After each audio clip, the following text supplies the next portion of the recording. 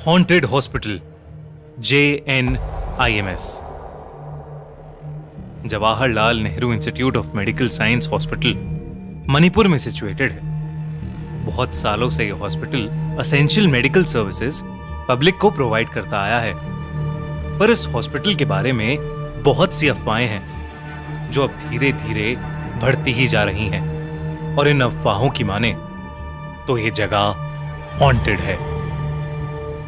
कहा जाता है कि यहाँ गायनाकोलॉजी डिपार्टमेंट और उसके पास वाले वॉशरूम्स और कॉरिडोर रात के समय में सेफ नहीं है। ऐसी ही एक रात को नर्स अनंता, जिसने JNIMS हॉस्पिटल हाल ही में ज्वाइन करा था, रात को गायनाकोलॉजी डिपार्टमेंट में एक पेशेंट को अटेंड कर रही थी कि तभी अचानक से उसे कॉरिडोर में किसी के रोने की आवाज आई। उसने सोचा कि इतनी रात को कौन रो रहा है, तो वो कॉरिडोर में जाकर चेक करने लगी। उसे कॉरिडोर में भी रोने की आवाज तो आ रही थी, लेकिन उसे कोई दिख नहीं रहा था। उसे ये सब बहुत अजीब लगा, तो वो कॉरिडोर में इस आवाज की ओर बढ़ने लगी। वो कॉरिडोर के एंड तक पहुंच गई, लेकिन पूरे कॉरिडोर में किसी इंसान का कोई नामो निशान नहीं था। अनंता घबराने लगी थी क्योंकि आवाज और तेज होती जा रही थी और वहां कोई भी नहीं था। अनंता डर से वापस पेशेंट रूम में जाने लगी, और जैसे ही वो वापस जाने के लिए मुड़ी, उसको अपने पीछे किसी के होने का एहसास हुआ। उसे लगा जैसे उसके पीछे कोई खड़ा है, लेकिन इससे पहले अनंता कुछ कर पाती, अचानक से उस कॉरिडोर की लाइट्स फ्लिकर होने लगी और उसके अगले ही सेकंड वो फ्लिकर होना बंद हो गई। अनंता को एहसास होने लगा कुछ तो जरूर कुछ अननेचुरल हो रहा है। रोने की आवाज बढ़ती गई, और जैसे ही अनंता ने पीछे मुड़कर देखा तो एक औरत पेशेंट के कपड़ों में वहां जमीन पर दीवार की तरफ मुड़कर बैठी हुई दीवार को रोते रोते स्क्रैच कर रही थी। वो बार बार बस यही बोल रही थी, मेरे साथ गलत हुआ मेरे साथ। ये देखकर अनंता एकदम सुन्न पड़ गई थी, जैसे अनंता की बॉडी ही फ्रीज हो गई हो। अनंता को समझ नहीं आ रहा था कि अचानक से उसके साथ ऐसा क्या हो रहा है, और उसके सामने वो लेडी पेशेंट कौन है और ऐसे क्यों बिहेव कर रही है।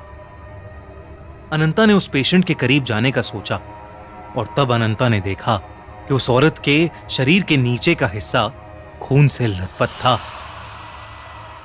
जैसे ही वो औरत अनंता की तरफ मुड़ी, अनंता के होश उड़ गए। उस औरत के हाथ में एक मरा हुआ बच्चा था, और वो उस बच्चे को लेकर अनंता की तरफ ही चलते हुए आ रही थी। पूरे कॉरिडोर की लाइट्स दोबारा फ्लिकर करने लगी। वो औरत आगे बढ़ते हुए बार बार यही बोले जा रही थी, मेरे साथ गलत हुआ, तुम सबने ये अच्छा नहीं किया, तुमने मुझे मार डाला। अनंता बहुत डर चुकी थी, और वो अपनी बॉडी को मूव ही नहीं कर पा रही थी। सामने से आ रही उस खून से लथपथ औरत की आंखों में इतना गुस्सा था कि अनंता का दिमाग चलना बिल्कुल बंद हो गया था। अनंता ने बहुत हिम्मत की और किसी तरह वो वहां से भागकर उस फ्लोर के वॉशरूम में जाकर छुप गई। उसने अपनी पॉकेट से फोन निकालकर किसी को मदद के लिए बुलाने का सोचा, लेकिन जब उसने अपनी पॉकेट में हाथ डाला कि उसने अपना फोन तो गायनाकोलॉजी डिपार्टमेंट में ही छोड़ दिया था। वो रात अनंता काफी देर तक अकेली ही उस वॉशरूम में डर के मारे छुपी हुई थी। उसे डर था कि बाहर उसका सामना उसी भयानक औरत से हो जाएगा। तभी अचानक से बाथरूम के दरवाजे पर जोरों से खटखट हुई और फिर अचानक बंद हो गई। इस सब के बीच अनंता की नजर उस बाथरूम में लगे एक बड़े से शीशे पर गई, और उस शीशे में उसे कुछ ऐसा दिखा जिसे देखकर अनंता कांप उठी। उस मिरर की रिफ्लेक्शन में वही खून से लथपथ औरत अनंता के ठीक पीछे खड़ी थी। अनंता डर के मारे पीछे मुड़ी, लेकिन वहां कोई नहीं था। अनंता को लग रहा था कि वो पागल होती जा रही है। वो बस कुछ भी करके उस वार्ड से निकलना चाहती थी। वो जानती थी कि बाकी सभी नर्सें ऊपर वाले फ्लोर पर मौजूद नर्स वार्ड में थीं, पर वहां जाने का रास्ता उसी कॉरिडोर से होकर गुजरता था जहां पर उसे पहले वो भयानक औरत दिखी थी। पर अब अनंता के पास और कोई रास्ता नहीं था। उसने डिसाइड किया कि वो सीधा दौड़ती हुई ऊपर वाले फ्लोर पर चली जाएगी और बिना कुछ सोचे अनंता ने कॉरिडोर की तरफ दौड़ लगाई और भागते हुए उसका पैर किसी चीज से टकराया और वो नीचे गिर गई। जब उसने देखा कि वो किस चीज से टकराई तो उसका पूरा शरीर सफेद पड़ गया। जमीन पर उसी औरत की लाश पड़ी थी जो उसे कुछ देर पहले कॉरिडोर में दिखी थी।